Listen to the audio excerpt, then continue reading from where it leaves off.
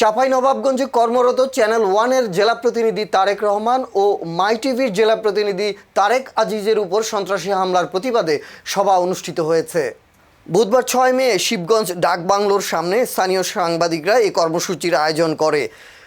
প্রতিবাদ সভায় বক্তারা তীব্র নিন্দা উদ্বেগ প্রকাশ করে বলেন, পেশাগত দায়িত্ব পালনের সময় সাংবাদিকদের উপর এ ধরনের ন্যাক্কারজনক হামলা দুঃখজনক ঘটনা। এটি শুধু একজন সাংবাদিকের উপর হামলা নয়, বরং স্বাধীন গণমাধ্যম ও বাকস্বাধীনতার উপর সরাসরি আঘাত। সাংবাদিক তারেক রহমান ও তার সহকর্মীদের উপর হামলাকারীরা চিহ্নিত সন্ত্রাসী। তাদের দ্রুত শনাক্ত করে আইনের আওতায় এনে কঠোর শাস্তি নিশ্চিত করতে হবে। প্রতিবাদ সভা থেকে পরবর্তী 24 ঘন্টার মধ্যে হামলাকারীদের গ্রেফতারের দাবি জানানো হয়। এতে বক্তব্য রাখেন মোহনা টেলিভিশনের জেলা প্রতিনিধি শহীদুল ইসলাম রনি, এসএটিভির আহসান হাবিব ও দৈনিক নয়াদিগন্তের জালাল উদ্দিন। আপনারা আমাদেরকে রাস্তায় দাঁড় করায়েন না। আমরা বলছি আজকে আমরা প্রতিবাদ সভায় দাঁড়াচ্ছি।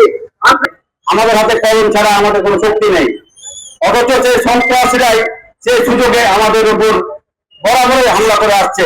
আজকে নতুন না, এই যে আজকে প্রতিবাদ সভা, এর আগে মানববন্ধন, বিগত সময়ে আমরা অনেকবার মানববন্ধন করেছি সন্ত্রাসদের বিরুদ্ধে, কিন্তু ফলাফল শূন্য।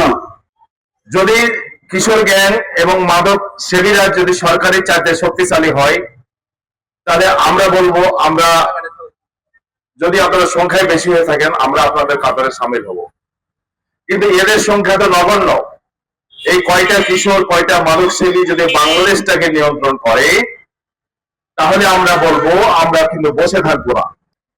যারা এসব কাণ্ড ঘটিয়েছেন, যারা নেপথ্যে আছেন এবং যারা ভবিষ্যতে করবো বলে মনে করছেন এবং এগুলো করে সাংবাদিকদের মুখ বন্ধ করে দেবো বলে মনে করছেন, তারা এটা পারবেন না।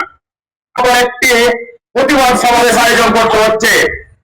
আপনারা জানেন, বাংলাদেশ নয়, সারা পৃথিবীতে একটি রাষ্ট্র তখনই তার কাঙ্ক্ষিত মর্যাদায় পৌঁছতে পারে যখন সেই রাষ্ট্রে সাংবাদিকদের মর্যাদা এবং তাদের নিরাপত্তা নিশ্চিত করতে পারে সরকার। কিন্তু আমরা 6-7 দিন পার হয়ে গেলেও এখন পর্যন্ত যে সন্ত্রাসী হামলা সংঘটিত হয়েছিল, সেখানে চিহ্নিত যে সন্ত্রাসীরা, তাদের এখন পর্যন্ত আইনের আওতায় নিয়ে আসা হয়নি।